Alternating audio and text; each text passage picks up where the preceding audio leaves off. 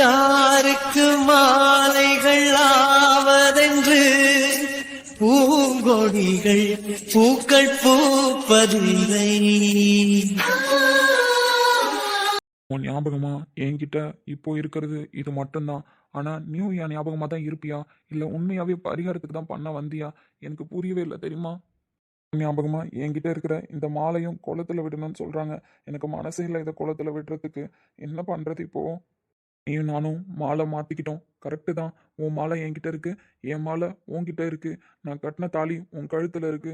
ஐயர் சொன்ன மாதிரி நீ பரிகாரத்தை முடிச்சதுக்கு அப்புறம் தான் நான் முடிக்கணும்னு சொன்னாங்க. அப்படி இருக்கும்போது நீ மாலையும் தாலியும் கழட்டி குளத்துல போட்டிருப்பியா? நல்லா யோசிக்கவே முடியல. உண்மையா நீ குளத்துல விட்டுட்டியா? விதி என்ற காட்டிலே திசை மாறும் வாழ்க்கையே போகிற போக்கில் பாதைகள் கண்டு வீடு. எண்ணம் போல வாழ்க்கையே எவருக்கும் வாய்ப்பதில்லை. வாழ்க்கை போல கையில வச்சிருக்கும் போது எனக்கு உன்னை பாக்குற மாதிரியே இருக்கு, உன் ஞாபகம் எனக்கு வர்ற மாதிரியே இருக்கு. என்னால இதை குளத்துல விட முடியாது, என் மனசு ஒத்துக்க மாட்டுதே. உள்ளுணர்வு என்னவோ எனக்கானவன் நீந்தான் சொல்லிக்கிட்டே இருக்கு. என்னால இந்த மாலையை குளத்துல விட முடியுமான்னு தெரியல.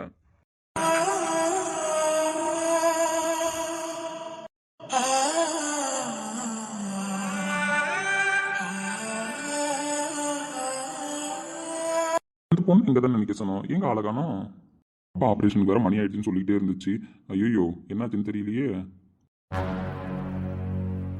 தாத்தா, அக்காவையே தேடுறீங்க? ம் ஆமாம்மா. ஆளைய விட சொன்னீங்களாமே குளத்துல, அந்த அக்காவா? ம் ஆமாம்மா, அந்த அக்கா தான். அந்த அக்கா அவங்க அப்பாவுக்கு ஆப்ரேஷனா, அதனால போறாங்களா. உங்ககிட்ட இந்த பைய கொடுக்க சொன்னாங்க.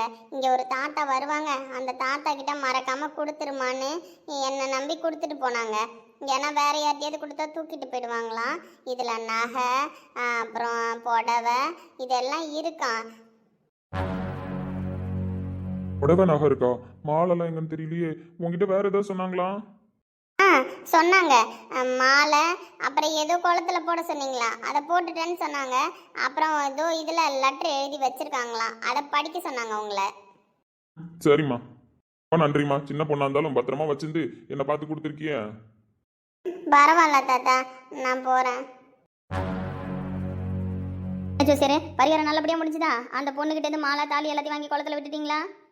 அந்த பொண்ணு கண்டிப்பா விட்டுருக்குமா. ஆமா, நம்ம தம்பி எங்க? அவரை கூட்டிட்டு போய் பரிகாரத்தை முடிச்சுட்டு வருவோம். என்ன ஜோசியரே சொல்றீங்க? அந்த பொண்ணு விட்டுருக்குமா? அப்ப நீங்க பார்த்து விட்டுட்டு வரலையா? நான் தான் போய் விட்டுட்டு வரலான்னு போனேன். நான் தான் சொன்னேன்ல, அது ஒரு எமர்ஜென்சி விஷயம், அதனால அந்த பொண்ணு போயிடுச்சு. அதனால என்னால போய் எதுவும் பண்ண முடியல. எமர்ஜென்சி விஷயமா? யார் ஜோசியரே? எந்த பொண்ணு? நம்ம ஏற்பாடு பண்ண பொண்ணு தான் கிடைக்கல நீங்க. அப்படி இருக்கும்போது இந்த பொண்ணு என்ன விஷயமா வந்தது? இப்போ எமர்ஜென்சின்னு போயிடுச்சுன்றீங்க, எங்களுக்கு புரியல. ஏன் நீங்க கேட்டுக்கிட்டு இருக்கீங்க? விடுங்க, அதான் சடங்கு நல்லபடியா முடிஞ்சிச்சுல. நம்ம அடுத்தது தம்பிக்கு நடக்க வேண்டிய சடங்கை பார்ப்போம். இந்தாங்க, நீங்க கொடுத்த புடவை நகை எல்லாமே இதுல இருக்கு. ஐயா எல்லாம் கரெக்டா இருக்கா? ஜோசியரே, இந்த நகை புடவை அந்த பொண்ணுக்கே நீங்க கொடுத்து வந்திருக்கலாம். அந்த பொண்ணு அந்த மாதிரிலாம் கிடையாதுமா, அதெல்லாம் எடுத்துட்டு போவாது. தேவைக்கே அது வந்தது, அதோட தேவை பூர்த்தி ஆயிடுச்சு. அப்படி இருக்கும்போது இதுக்கெல்லாம் அது ஆசைப்படாதுமா, அதனாலதான் எல்லாத்தையும் கைட்டி கொடுத்துட்டு போயிடுச்சு. சரி, இதுள்ள இது ஒரு பேப்பரும் இருக்கு. பேப்பரா? ஐயோ, அந்த பொண்ணு லெட்டர் எழுதி வச்சுட்டு போயிருக்குன்னு நினைக்கிறேன். பொண்ணு லெட்டர் எழுதி வச்சுட்டு போயிருக்கா? ஏன் நீங்க லெட்டர் படிக்க வேணாம், நீங்க காமிங்க, நான் பாத்துக்கிறேன். அப்புறமா அந்த லெட்டர் எடுத்துட்டு கொடுக்கணும்னு நினைச்சேன், தெரியாம கவரோட உங்கள்கிட்ட கொடுத்துட்டேன். அப்படி என்ன லெட்டர் ஜோசியர்? ஒரு நிமிஷம் இருங்க. வாடா தம்பி வா, பரிகாரம்லாம் நல்லபடியா முடிஞ்சுது, நம்ம அடுத்த வேலையை பார்ப்போம். ஐயா அந்த லெட்டர் கொடுங்களா, ஒரு நிமிஷம் என்கிட்ட கொடுங்க ஐயா, அப்புறமா பாத்துக்கலாம். ஜோசியர் என்னாச்சு இப்படி பாத்துறீங்க? ஜோசியர் நம்மள பார்த்தோன்னு இப்படி பதறாரு. வாடா தம்பி, மாலை போய் கோயில் குளத்துல விட்டு வந்துருவோமா? ஒரு நிமிஷம் இருங்க, ஜோசியர் ஏதோ பதறிக்கிட்டு இருக்காரு, என்ன விஷயம்னு கேட்போம். நான் ஏன் தம்பி பதற போறேன்? அதெல்லாம் ஒரு விஷயமும் இல்ல, சும்மாதான். வாங்க நம்ம போவோம். போலாம், அதுல ஒன்றும் பிரச்சனை கிடையாது. அந்த லெட்டரை ஒரு நிமிஷம் கொடுங்க தம்பி. அது சும்மா லெட்டர் தம்பி, நன்றி சொல்றதுக்காக அந்த பொண்ணு எழுதி வச்சுட்டு போயிருக்கு, அதுதான், வேற ஒண்ணும் இல்ல தம்பி. ஜோசியரே, அந்த பொண்ணு எதுக்கு நம்மளுக்கு நன்றி சொல்றதுக்கு அதுவும் பேப்பர்ல எழுதி வைக்கணும்? அந்த பொண்ணு அவங்க குடும்பத்துக்கு கூட தானே பரிகாரம் பண்ண வந்துச்சு. அப்ப அந்த குடும்பம் தானே உங்கள்கிட்ட பேசியிருப்பாங்க.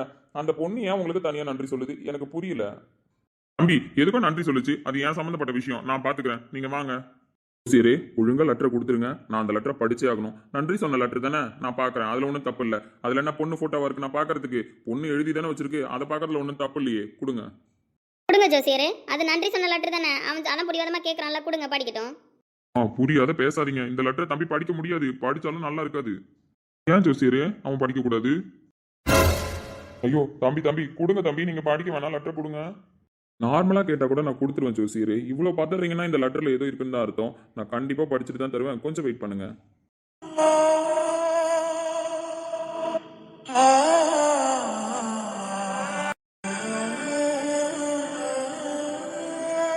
ஐயா, சாமி கிட்ட போய் உதவி கேட்டா அந்த சாமியே நேரடியாக வந்து உதவி செய்ய முடியாதுன்னு தான் ஒரு சில மனுஷங்களை அனுப்பி வைக்கும்னு எங்கள் அப்பா சொல்லுவார். ஆனால் அதை அப்போல்லாம் நான் நம்பினது கிடையாது. அது எப்படிப்பா வேற ஒருத்தவங்களை அனுப்பி வைப்பாங்க? சாமி உதவி செய்யணும்னா சாமியே செய்ய வேண்டியதானப்பா அப்படின்னு நான் சின்ன பிள்ளைத்தனமாக கொஷின் கேட்பேன். ஆனால் எங்கள் அப்பா அன்னைக்கு சொன்னதுக்கான அர்த்தம் என்னன்னு எனக்கு இத்தனை வயசாகி இப்போ தான் புரிஞ்சுது. கோவிலுக்கு வந்து என்ன பண்ண போகிறேன்னு தெரியாமல் நிர்கதியாக நின்று எனக்கு வழி காட்டியிருக்கீங்க. மனுஷ ரூபத்தில் வந்த கடவுள் நீங்களும் அந்த குடும்பமும் தான். ரொம்ப நன்றிங்க ஐயா. உங்களோட உதவியை நான் சாகிற வரைக்கும் மறக்க மாட்டேன். என் அப்பாவை திருப்பி கொடுத்தது சாமி அப்படின்னா எனக்கு பணம் கொடுத்து உதவுன நீங்களும் சாமி தான். குடும்பம் ஏற்கனவே தவிச்சு போய் நிற்கும் நான் இல்லாமல். அதனால் என் அப்பா ஆப்ரேஷன் முடியறதுக்குள்ளே நான் ஹாஸ்பிட்டலுக்கு போய் ஆகணும். நான் ரொம்ப நேரமாக வெயிட் பண்ணேன், நீங்கள் வரல. அதனால தான் நீங்கள் சொன்ன மாதிரி தாலியையும் அந்த மாலையையும் கழட்டி குளத்தில் விட்டுட்டேன் ஐயா. நீங்கள் சொன்ன மாதிரி இந்த நகையும் புடவையும் கவரில் வச்சுருக்கேன். அதை நீங்கள் வாங்கி செக் பண்ணிக்கோங்க. லெட்ரு கூட நான் ஏன் எழுதி வச்சேன் அப்படின்னா, அந்த குட்டி பொண்ணுக்கு சொல்ல தெரியுதான்னு தெரியல. நான் அந்த பொண்ணை நம்பி தான் ஒப்படைச்சிட்டு வந்தேன். எப்படியும் அந்த பொண்ணு உங்ககிட்ட கொடுத்துரும் அப்படின்னு சொல்லிட்டு, அதனால தான் லெட்டரையும் உங்களுக்கு எழுதி இதுள்ள வச்சுருக்கேன். இதை படித்து தெரிஞ்சுக்கணுன்றதுக்காக. நான் தாலியையும் மாலையையும் நான் விட்டுட்டேன்னா நீங்கள் தெரிஞ்சுக்கணும்ல, அதுக்காக தான் இந்த லெட்டரு. நீங்கள் செஞ்ச இந்த உதவியை என் குடும்பமே வாழ்நாளுக்கும் மறக்காது. இப்படிக்கு உங்கள் உதவியில் பலனடைந்த ஒரு ஜீவன்.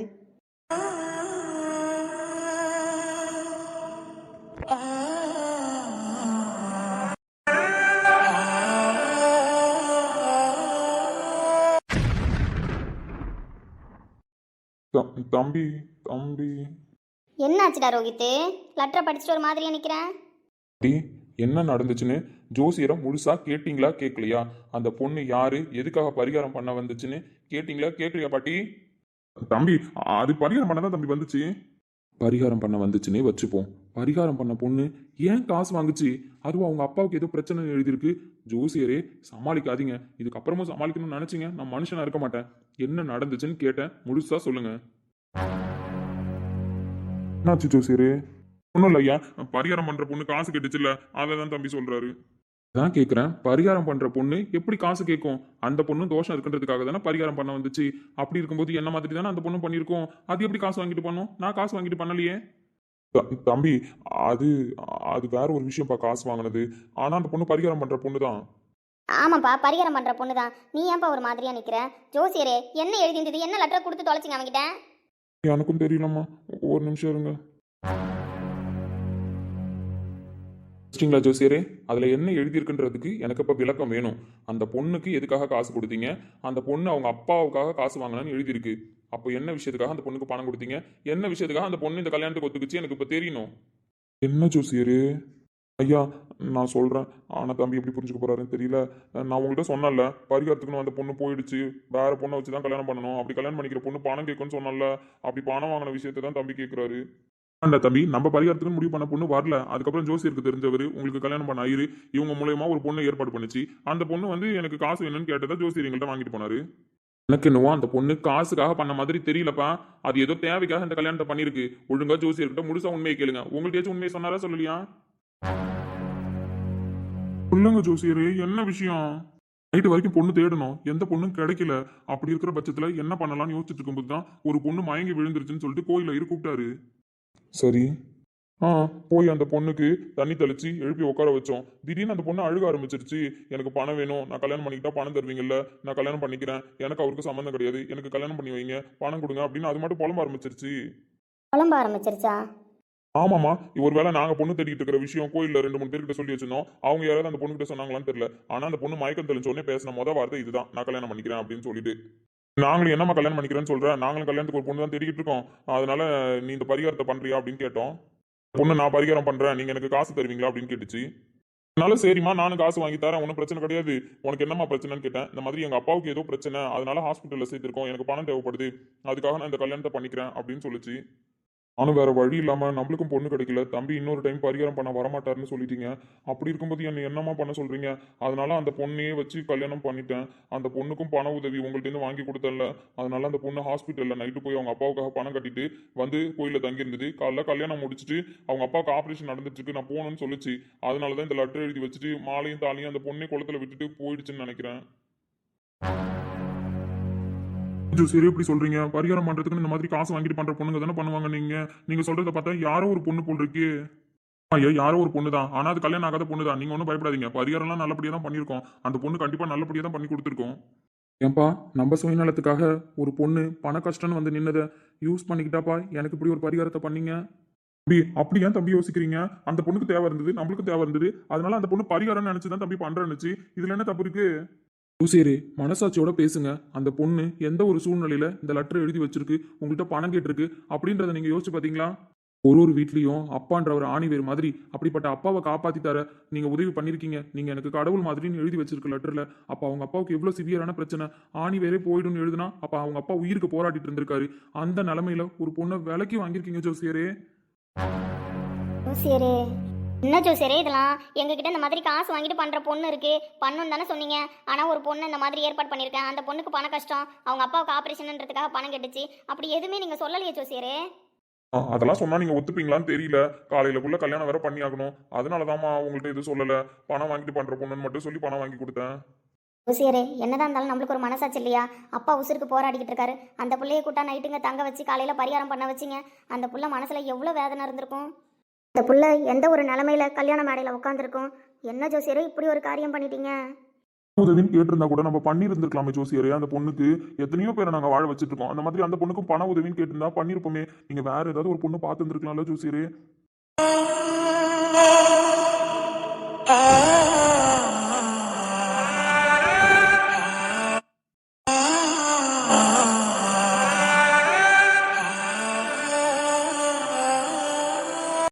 தயவு செஞ்சு வருத்தப்படாதீங்க. அந்த பொண்ணு முழு மனசோட தான் பண்ணுச்சு. இந்த பணத்தை என்னால சும்மா வாங்கிக்க முடியாது, அதுக்கு பதில் நான் உங்களுக்கு இந்த உதவியை செய்யறேன் அப்படின்னு சொல்லி தான் ஐயா பண்ணுச்சு.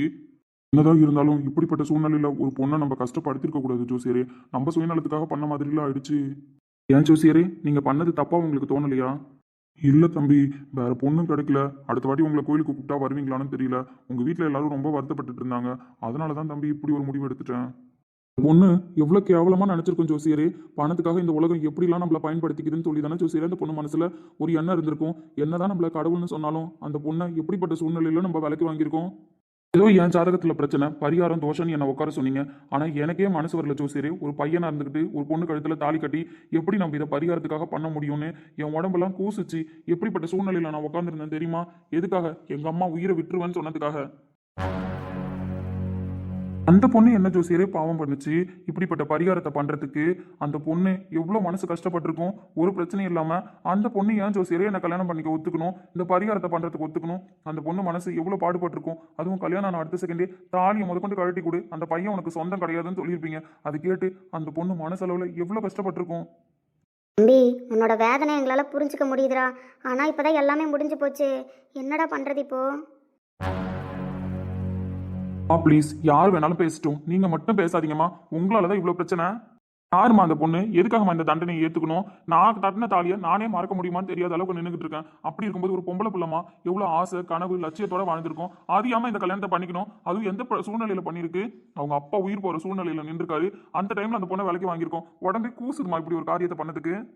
நான் செத்துருவேன்னு சொல்லி என்ன இப்படி உயிரோட சாகடிச்சிட்டீங்களேமா. தம்பி என்ன தம்பி இப்படிலாம் பேசுறீங்க? சரி வாயை மூடிடுங்க. நான் என்ன பேசுவேன்னு எனக்கே தெரியாது. இப்போ நான் அந்த பொண்ணை பார்க்கணும், அந்த பொண்ணுகிட்ட நான் பேசணும். தம்பி பொண்ணை நான் பார்க்கணும் பேசணும். நீங்க பரிகாரத்துக்குன்னு பண்ணீங்கல்ல, அதுதான் உண்மையான கல்யாணம். அந்த பொண்ணு தாலியே கழட்டி குளத்துல போட்டிருந்தாலும் சரி, இன்னொரு தாலி வாங்கிட்டு வந்து அந்த பொண்ணு கழுத்துல கட்டி அந்த பொண்ணை தான் என் பொண்டாட்டி ஆக்கிப்பேனே தவிர வேற எந்த பொண்ணையும் நினைச்சு பார்க்க மாட்டேன். சொல்லிட்டேன். ஒழுங்கா போய் அந்த பொண்ணை கூட்டிட்டு வாங்க. யார் அந்த பொண்ணு? அந்த பொண்ணு ஹாஸ்பிட்டலுக்கு தானே போயிருக்கேன்னு சொல்லியிருக்கு. எந்த ஹாஸ்பிட்டல் சொல்லுங்க, நம்ம போலாம். தம்பி என்ன ஜோசியரே தம்பி தம்பி நிக்கிட்டு இருக்கீங்க? எந்த ஹாஸ்பிட்டலுக்கு போயிருக்கு? ஹாஸ்பிட்டல் பேரை சொல்லுங்க. யார் அந்த பொண்ணு? எப்படி உங்களுக்கு தெரிஞ்சிருக்கும்ல? அந்த பொண்ணு டீட்டெயில் வாங்கி வச்சிருப்பீங்கல்ல. தம்பி அந்த பொண்ணு பேர் கூட எனக்கு தெரியாது தம்பி. டீட்டெயிலாம் இந்த மாதிரி விஷயத்துல வாங்கக்கூடாது.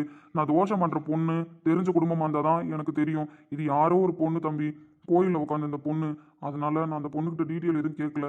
அப்படியே பேச போனப்பவும் அந்த பொண்ணு என்னை பத்தி எதுவுமே கேட்காதீங்க, நான் சொல்ல விரும்பல அப்படின்னு சொல்லிடுச்சு.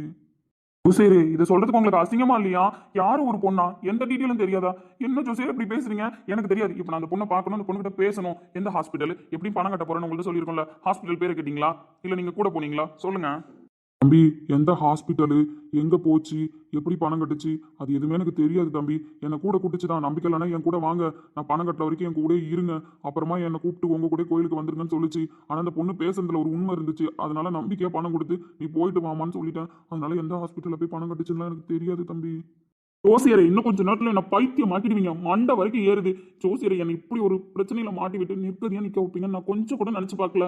ஐயோ கடவுளே. சரி அதெல்லாம் விடுங்க. என்ன ஆப்ரேஷன் ஆச்சு சொல்லிச்சா சொல்லுங்க. இந்த ஊர்ல யாராருக்கு என்னென்ன ஆப்ரேஷன் பண்ணாங்கன்றதை நம்ம டீட்டெயில் எடுப்போம். எந்த விதமான ஆப்ரேஷன் சொல்லிச்சுன்னா அந்த ஆப்ரேஷன் யாருக்கு நடந்திருக்குன்னு பார்த்து அது மூலயமா கண்டுபிடிக்க ட்ரை பண்ணுவோம். அவங்க அப்பாவுக்கு என்ன ஆப்ரேஷனு?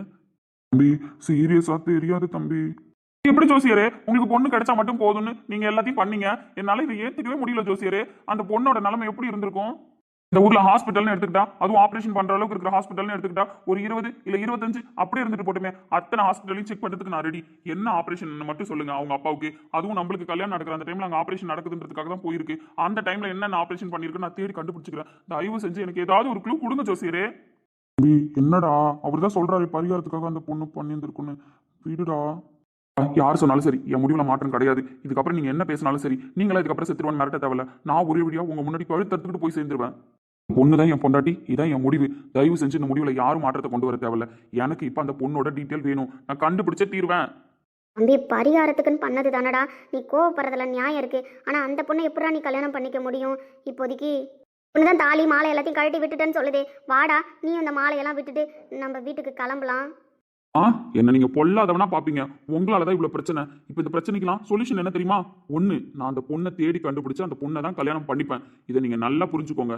இன்னொன்னு, இவ்வளவு மிரட்டி என்ன கல்யாணத்துக்கு சம்மதிக்க வச்சிருக்கீங்க. நீங்க மட்டும்தான் இந்த கல்யாணத்துக்கு காரணம். படிச்ச என்ன முட்டாளாக்கி இப்படி ஒரு விஷயத்த பண்ண வச்சீங்க. இது எல்லாத்தையுமே நான் ஒத்துக்கிட்டு தானே பண்ணேன். அப்படி இருக்கும்போது இப்படி ஒரு பொண்ணை இவர் ஏன் தேடி கல்யாணம் பண்ணி வச்சாரு? இப்படி ஒரு பாவத்தை ஏமா என்ன பண்ண வச்சாரு? காரணம் நீங்க தான். நான் அந்த பொண்ணை தேடுவேன். தேடி எனக்கு அந்த பொண்ணு கிடைக்கணும். அப்படி கிடைக்கல அப்படின்னா உங்க பையனை நீங்க போனமா பாப்பீங்க. உங்களை பார்க்க கூட எனக்கு பிடிக்கலமா, உங்கள்கிட்ட பேச கூட எனக்கு பிடிக்கலமா. நீங்களும் ஒரு பொண்ணு தானே. நீங்க இப்படிப்பட்ட சூழ்நிலையில இருந்து தான் உங்க மனசு எப்படி தவிச்சிருக்கும். அந்த பொண்ணு நிற்கிறதையா வந்து கோயிலில் நின்றுக்குமா? அந்த பொண்ணுக்கு இப்படி ஒரு பாவத்தை நம்ம பண்ணிருக்கோமா? இந்த பாவத்தை எங்க போய் தொலைச்சிட்டு உங்க பையனுக்கு நீங்க அடுத்தது ஜாம்னு கல்யாணம் பண்ண போறீங்க? ஏன்டா அப்படி பேசுற? ஐயோ தயவு செஞ்சு விடுங்க, எனக்கு மண்டெல்லாம் வலிக்குது. தம்பி டென்ஷன் ஆகாதுடா. ஆக்சிடென்ட் ஆனப்பவே டாக்டர் சொன்னார்ல, ஓவரா டென்ஷன் ஆகக்கூடாது, தலையில் அடிப்பட்டதுனால உனக்கு மயக்கம் வர சான்சஸ் இருக்குன்னு. டேய் கோவப்படாதடா, மைண்டுக்கு எடுத்துட்டு போவாத எதையும். முடியாது, என்னால முடியாது. எனக்கு இப்ப அந்த பொண்ணை தேடி கண்டுபிடிக்கணும். ஜோசியரே, ஏதாவது ஒரு வழி சொல்லுங்க. அந்த பொண்ணை நான் தேடி கண்டுபிடிக்கணும். அதுக்கு வாய்ப்பே இல்லப்பா. இந்த லெட்டர் நான் எடுத்துட்டு வந்து நின்னே 1/2 மணி நேரம் ஆகுது. அதுக்கு முன்னாடியே அந்த பொண்ணு எங்க போச்சுன்னு தெரியல. நானும் அந்த பொண்ணு லெட்டர் எழுதி வச்சோடனே கோயில் வாசல தான் தாண்டி இருக்கணும். கோயில் வாசல் அங்க கடையில எல்லாம் பார்த்துட்டேன்ப்பா. அந்த பொண்ணை காணோம். கடவுளே, என்னை ஏன் இப்படி சோதிச்சு பாக்குற? எனக்கு தெரியாது. எனக்கு இப்ப அந்த பொண்ணு வேணும். இப்ப என்னமா பண்றது? பரிகாரம் பண்றேன்னு இப்படி அவனை தவிக்க விட்டுட்டீங்களே ஜோசியரே. எங்கள்கிட்டயாச்சும் ஒரு வார்த்தை சொல்லியிருந்திருக்கலாம். சரி அப்படின்னு இந்த லெட்டர் ஏன் ஜோசியரே அதுக்குள்ள இருந்துச்சுன்னு தெரிஞ்சு எடுத்துட்டு வந்தீங்க. இப்போ இதெல்லாம் எடுத்து பார்த்ததுனால தானே இவ்வளவு பிரச்சனை. பாட்டி, லெட்டர் படிச்சதுதான் பிரச்சனை. ஆனா அந்த பொண்ணுக்கு பண்ண பாவம் இன்னும் உங்க யாரு கண்ணுக்கும் தெரியல. அப்படித்தானே? அந்த பொண்ணுக்கு எவ்வளவு அழுதுருக்கும், எவ்வளவு வேதனையில இருந்திருக்கும். சொல்லுங்க, ஏன் அந்த பொண்ணோட நிலைமை யாருமே புரிஞ்சுக்க மாட்டீங்க? புரிஞ்சுக்கலாம் இல்லடா. ஜோசியர் தான் சொல்றாரு அந்த பொண்ணை தேடி கண்டுபிடிக்கிறது கஷ்டம். அதுவும் எந்த ஆப்ரேஷனும் தெரியல, எந்த ஹாஸ்பிட்டல்னு தெரியல, பொண்ணு பேர் கூட தெரியலங்கிறாரு. என்னடா பண்ண போற? பாத்துக்கிறேன், நீங்க வேலையை பாருங்க. தயவு செஞ்சு நீங்களா வீட்டுக்கு கிளம்புனா கிளம்புங்க. இன்னைக்கு பூரா நான் தேடி என்னால முடிஞ்ச அளவுக்கு கண்டுபிடிக்க ட்ரை பண்றேன். எனக்கு தெரியாது, எனக்கு அந்த பொண்ணு வேணும். அந்த பொண்ணை பார்க்கணும். அந்த பொண்ணு காலில் விழுந்து நான் மன்னிப்பு கேட்கணும் இப்படி ஒரு பாவத்தை பண்ணதுக்கு. இப்போ என்ன ஜோசியரே பண்றது? ஏதாவது வழி இருக்கா அந்த பொண்ணை கண்டுபிடிக்கிறதுக்கு? உள்ளுணர்வு சொல்லிக்கிட்டே இருந்துச்சு, நீ எனக்கானவதான்னு. பத்தியா, உண்மையாயிடுச்சு. யார் உன்னை கைவிட்டாலும் நான் உன்னை கைவிட மாட்டேன். உன்னை தேடி கண்டுபிடிப்பேன். நீ தான் என் பொண்டாட்டி.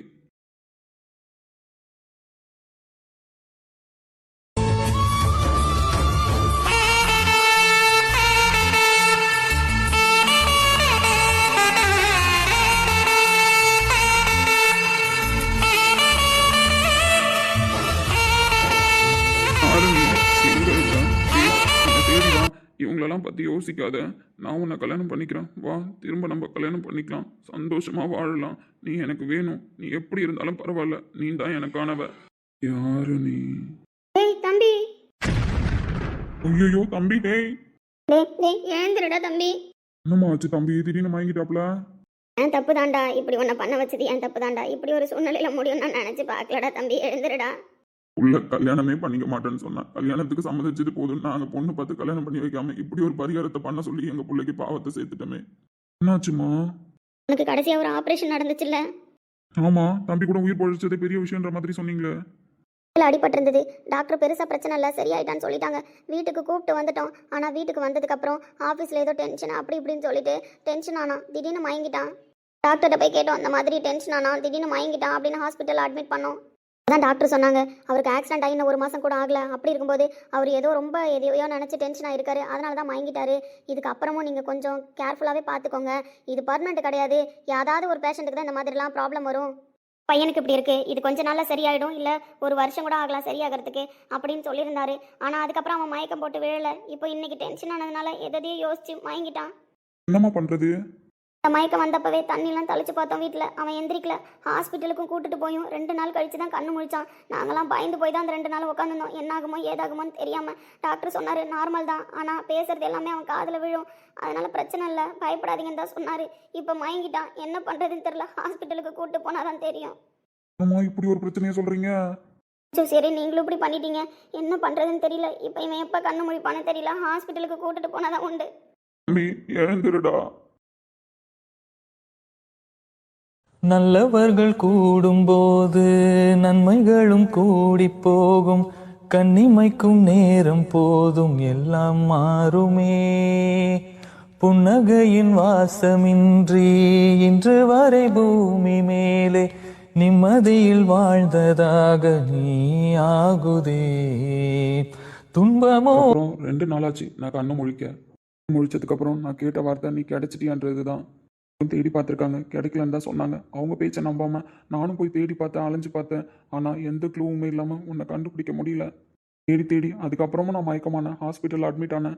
இது வரைக்கும் நான் நிம்மதியாக தூங்கினதே கிடையாது. உன்னை நினச்சி நீ எவ்வளோ கஷ்டப்பட்டுருந்துருப்ப.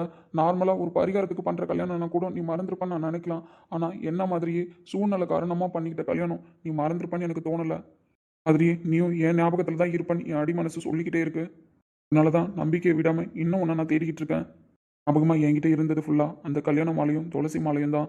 அந்த துளசியில் இருக்கிற விதையை எடுத்து என் மனசு கஷ்டமாக இருக்கும்போதெல்லாம் ஒரு செடிக்கு விதை போடுவேன். அந்த துளசி செடி ஒன்று கூட வளராமல் போனது கிடையாது.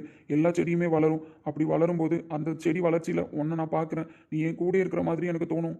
ஞாபகமாக தான் இந்த துளசியை நான் வளர்த்துட்ருக்கேன். விதியால் நம்ம வாழ்க்கையில் காலம் விளையாண்ட விளையாட்டை கடவுளே ஒரு நாள் நம்ம கண்ணு முன்னாடி வந்து நிறுத்துவாருன்னு நான் நம்பிக்கிட்டு இருக்கேன். அதே நம்பிக்கையோட நீயும் இருந்து என்னையே நினச்சிட்டு இருந்த அப்படின்னா நம்மளை யாராலையும் பிரிக்க முடியாது.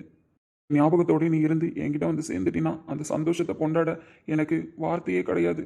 நீயே நினச்சிட்டு இருப்பேன்டா. இந்த செகண்ட் வரைக்கும் நான் யோசிச்சுட்டு இருக்கேன். நீ என்னதான் நினச்சிட்டு இருக்கல்ல? கண்டிப்பாக என்னதான் நினச்சிட்டு இருப்ப. குடும்பத்தில் இருக்கிறவங்களும் சரி, நானும் சரி, மனசறிஞ்சு துரோகம் பண்ணலை உனக்கு. அவங்க நான் நல்லா இருக்கணுன்றதுக்காக தான் பரிகாரம் பண்ணாங்களே தவிர உன்னோட சூழ்நிலையை தெரிஞ்சுக்கிட்டு அவங்க பயன்படுத்திக்கல. ஜோசியரும் வேறு வழி இல்லாமல் அவங்க போட்ட ப்ரெஷரில் தான் அப்படி பண்ணார். இப்படி சுற்றி இருக்கிற எல்லாருமே ஒரு சூழ்நிலையால் தான் இந்த விஷயத்த பண்ணிட்டாங்க. இருந்தாலும் யாரையும் என்னால் மன்னிக்க முடியல. நான் அன்னையிலேருந்து 2 வருஷமாக உன்னை நான் அவ்வளோ காதலிக்கிறேன். அதெல்லாம் எப்போ நான் உன்கிட்ட நேரில் சொல்ல போகிறேன்? நீ எப்போ வரப்போகிற என்கிட்ட? இப்படிதானே நம்ம லைஃப் 2 வருஷமாக போயிட்டுருக்கு. அப்படி இருக்கும்போது என் மனசில் ஏன் இப்போ ஒரு பொண்ணை நினைக்க வைக்கிற? இந்த பொண்ணு யார்? அந்த கேள்விக்கான பதிலை யார் எனக்கு சொல்லுவான்? துன்பமோ கற்றுத்தரும் காலமே, நம்பினால் யாவும் மாறுமே. நம்பு மனமே, உன்னையும் என்னையும் ஒன்றிணைக்கும் வாழ்விலே அன்புதான். வருத்தப்படாத தம்பி, நான் தான் சொல்றேன்ல, கண்டிப்பா இதோ இந்த செடியை நம்பிக்கையோட வளர்த்துட்டு இருக்காளே அந்த செடிக்கு சொந்தமானவன் ஒரு நாள் தேடி வரதான் போறான். என்ன நினைச்சிட்டு இருக்கீங்க? இந்த செடிக்கு சொந்தக்காரன் தேடி வருவான், அவங்ககிட்ட என் பொண்ணை கையை பிடிச்சி கொடுத்து இந்த பாராசா கூட்டிட்டு போன்னு சொல்லுவேன் நினைச்சிட்டு இருக்கீங்களா? ஒரு எண்ணம் உங்க அடி மனசுல இருந்தா கூட அழிச்சிருங்கன்னு. என்னடா இப்படி சொல்ற? ஆமாமா, என் பொண்ணு போய் அழுதுகிட்டு நிர்கதியா நின்றுக்கா. அதுக்கு ஒருத்தவங்க வந்து வழி சொன்னாங்க, பணம் கொடுத்தாங்க, அதெல்லாம் கரெக்ட் தான். ஆனா கல்யாணம் ஆகாத ஒரு பொண்ணு, சின்ன பொண்ணா இருக்காளே, அவளை இப்படி பயன்படுத்திக்கிறமேன்னு ஏமா அவங்க யோசிக்கல? பொண்ணு பணம்னு போய் கேட்டா அந்த பொண்ணை எந்த சூழ்நிலைக்கு ஆளாக்கிருக்காங்க? பணத்தை முறை பிடிச்சவங்கம்மா, பணத்தை முறை பிடிச்சவங்க. அதுக்காக ஒரு பொண்ணு கழுத்துல தாலி கட்டி அந்த பரிகாரத்தை பண்ணுவாங்களா? முட்டாள்தனமான விஷயமா இல்லையா? கழுத்துல அந்த தாலி ஏறும்போது எனக்காகவே என் பொண்ணு வாங்கியிருப்பான்னு யோசிப்போம். அதையும் தாண்டி அவ ஒரு சின்ன பொண்ணுமா, எவ்வளவு கனவு, எவ்வளவு ஆசை, எவ்வளவு லட்சியத்தோட வாழ்ந்தவ. அப்படி இருக்கும்போது அவளுக்கு அந்த தாலி கழுத்துல ஏறும்போது எப்படி துடிச்சு போயிருப்பா. அதையும் விடுங்கம்மா, சரி சூழ்நிலை காரணமா கல்யாணம் பண்ணிக்கிட்டாங்கன்னே வச்சுப்போம். ஆனா அடுத்த நிமிஷமே அந்த பையனுக்கு இவளுக்கு சம்பந்தம் இல்ல, அந்த தாலியை கழட்டி கொடுன்னு வாங்கி குளத்துல போட்டு பரிகாரத்தை முடிச்சிருக்காங்களே, அது எவ்வளவு பெரிய காரியமா, அது எவ்வளவு கேவலத்தோட உச்சகட்டம். பரிகாரத்துக்குன்னு பண்ண போன பொண்ணு இவ கிடையாது. அப்படி இருக்கும்போது ஒரு சின்ன பொண்ணு வாழ்க்கை இப்படி பண்றமே ஏமா அவங்க யோசிக்கலாம். சொன்னாலே தம்பி, சம்மந்தப்பட்ட குடும்பத்துல கேட்டு பண்ணாரான்னு தெரியல, ஆனா ஜோசியக்கார் தான் இப்படிலாம் பண்ண சொன்னாரு அப்படின்னு சொன்னாலேடா. சம்மந்தப்பட்ட குடும்பத்துக்கு இவ்வளவு நிலைமை தெரியுமோ தெரியாதோ, யாருக்கு தெரியும்? எனக்கு தெரியாதம்மா, எனக்கு பணக்காரங்க மேல எப்பயுமே நம்பிக்கை கிடையாது. அப்படி இருக்கும்போது ஒரு பணக்கார பையன் என் பொண்ணு வாழ்க்கை நாசமாக்கிருக்கான். அப்படிப்பட்ட ஒருத்தனை நம்பி நான் என் பொண்ணை புடிச்சு கொடுப்பேன்னு நினைச்சிட்டு இருக்கீங்களா? அப்புறம் ஏன்டா அவ மனசு மாறணுங்கிற? அவ மனசு மாறணும். அவ மனசு மாறினா வேற ஒரு நல்ல பையனா பார்த்து என் பொண்ணுக்கு நான் கல்யாணம் பண்ணி வைப்பேன். இப்படி ஒரு சூழ்நிலையில என் பொண்ணு எனக்காக ஒரு தியாகம் பண்ணா, அதை ஒத்துக்கிட்டு நீ கல்யாணம் பண்ணிக்கிறியாடான்னு கேட்டு கல்யாணம் பண்ணி வைப்பனே தவிர, இந்த பரிகாரத்துக்காக பண்ணானே ஒருத்தன் நீ சொல்ற மாதிரி காத்துக்கிட்டு இருந்து என் பொண்ணை தேடி வந்தா கூட அவன் கையில என் பொண்ணை ஒப்படைக்க மாட்டாமா. அதுல நான் தீர்மானமா இருக்கேன். அவ பரிகாரத்துக்கு பண்ண கல்யாணத்தை நம்ம ஊர்ல எவ்வளவு கேவலமா பேசினாங்க. ஏன் உன் தங்கச்சிக்காரியே எவ்வளவு கேவலமா பேசினான்னு உனக்கு தான் தெரியும் இல்லடா?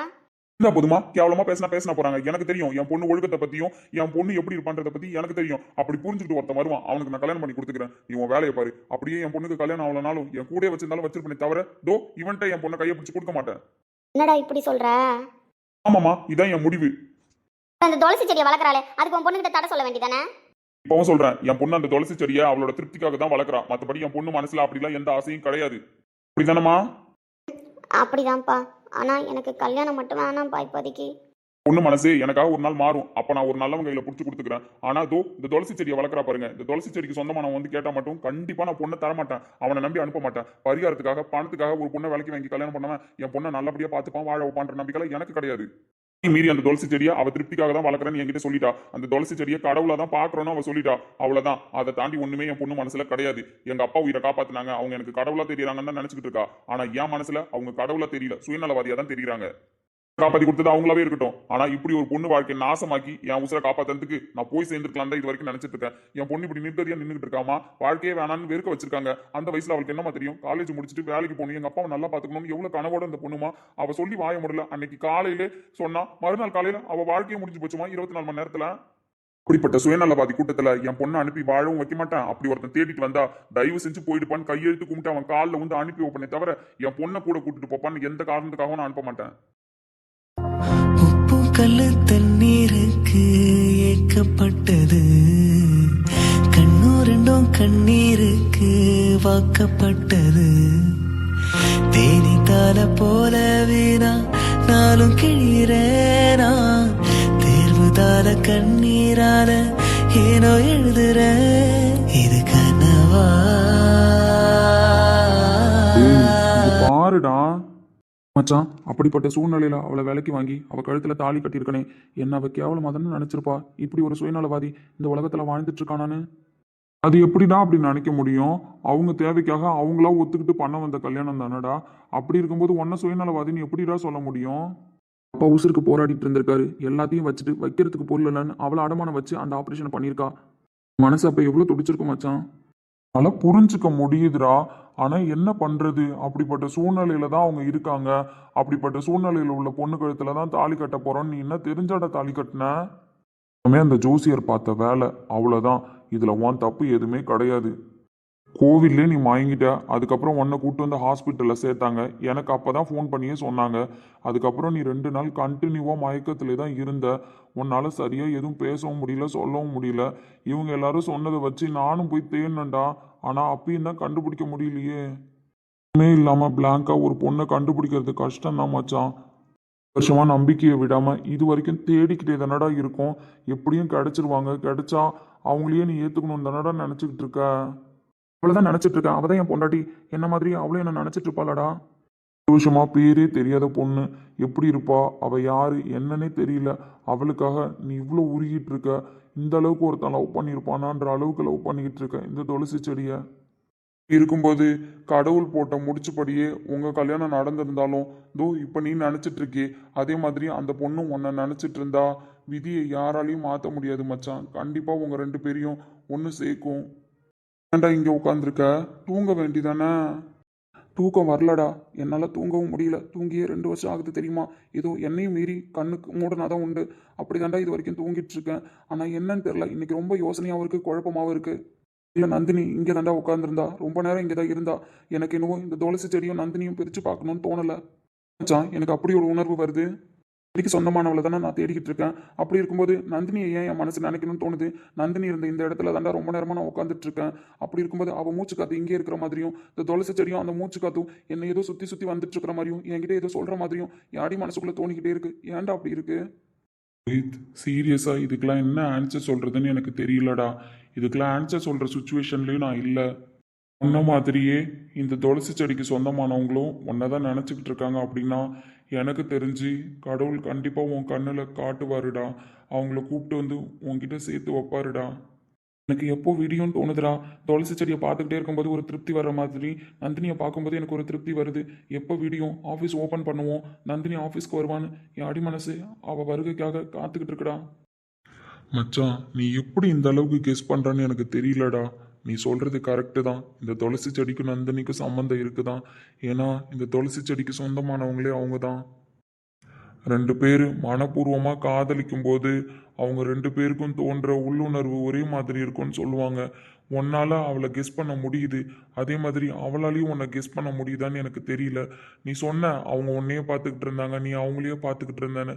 அதை வச்சு பார்க்கும்போது உன்ன மாதிரியே அவங்களும் உன்னையே நினச்சிட்டு இருக்காங்கன்னு தான் எனக்கு தோணுது. கேள்விக்கான மொத்த விடையையும் பிரகாஷ் தான் சொல்லணும். அதுவும் பர்த்டே அன்னைக்கு தான் சொல்லுவேன்னு சொல்கிறான். அப்போ ஏதோ ஸ்ட்ராங்காக கண்டுபிடிச்சி தாண்டா வச்சுருக்கான். கண்டிப்பாக நீ தவிக்கிற தவிப்பெல்லாம் இன்னும் 2 நாள் தான் வச்சான். இன்னைக்கு டே கம்ப்ளீட் ஆகிடுச்சு. நாளைக்கு ஒரு நாள் தான். டே ஆஃப்டர் டுமாரோ உன் கேள்விக்கான எல்லா பதிலும் கிடச்சிரும். சிரிப்பை பார்த்தே 2 வருஷம் ஆகுதுடா. நார்மலாக கூட சிரிக்க மாட்டேன். உன் சிரிப்பை பார்க்கறதுக்காக நான் காத்துக்கிட்டு இருக்கேன்டா. மச்சான், இப்படிலாம் பைத்தியக்காரத்தனமாக பேசி உன்னை என் கூட உட்கார வச்சு கூட இருடான்னு சொல்லி இந்த 2 வருஷமா நான் உன்னை கஷ்டப்படுத்திட்டு இருக்கேனாடா. மச்சான், நான் உன்கிட்ட விளையாட்டா காமெடி பண்ணுவேன், அவ்வளோதான். மற்றபடி நீ என்னை கஷ்டம்லாம் படுத்தலடா. இருக்கிற தவிப்புக்கெல்லாம் கடவுள் எப்போ ஆன்சர் சொல்லுவாருன்னு தான் நானும் வெயிட் பண்ணிக்கிட்டு இருக்கேன்டா. பிரகாஷ் சிரிப்பை அவன் ஃபேஸில் பார்க்கணுன்னு தான் நானும் வெயிட் பண்ணிக்கிட்டு இருக்கேன். அந்த நாளுக்காக தான் கடவுளை நானும் வேண்டிக்கிட்டு இருக்கேன். சாரிடா மச்சான், உன்னையும் கஷ்டப்படுத்தியிருந்தா ஏதாவது ஒரு சூழ்நிலையில். செருப்புடா மச்சான், செருப்பு. இந்த மாதிரி பேசிக்கிட்டே இருந்தேன்னு வச்சுக்கோயா, சோகமாக இருக்கணும்னு கூட பார்க்க மாட்டேன், அடிச்சிருவோம் பார்த்துக்க. சொல்லிக்கிட்டே இருக்கேன், நீ நல்லா இருந்தால் போதுண்டான்னு. திரும்ப திரும்ப கஷ்டப்படுத்துறேனான்னு கேட்டுட்டு இருக்கேன். தேங்க்ஸ் மச்சான். இதுக்கும் செருப்பு தான் மச்சான் பதில். புரியுதா? வாயை முடிக்கிட்டு நீ ஃபீலே பண்ணு, நான் உன்கிட்ட பேசல. இவ்வளோ பெரிய பிஸ்னஸ் மேனாக வளர்ந்து நிற்கிற இந்த வயசில் எவ்வளோ வைராக்கியத்தோட நீ பிஸ்னஸில் மோட்டிவேட்டாக வந்தேன்னு எனக்கு தெரியும்டா. பட் உன்னை இந்த சூழ்நிலையில் என்னால் பார்க்கவே முடியல மச்சான். உன் தவிப்புக்கெல்லாம் கண்டிப்பாக கடவுள் உனக்கு ஒரு வழியை காட்டுவாருடா. வெயிட் பண்ணு மச்சான். கூடிய சீக்கிரம் சிரிக்க போகிற சிரிப்புக்காக நான் வெயிட் பண்ணிட்டு இருக்கேன்டா. கடல் கொண்ட நீளம் கரைந்தாலுமே உடல் கொண்ட ஜீ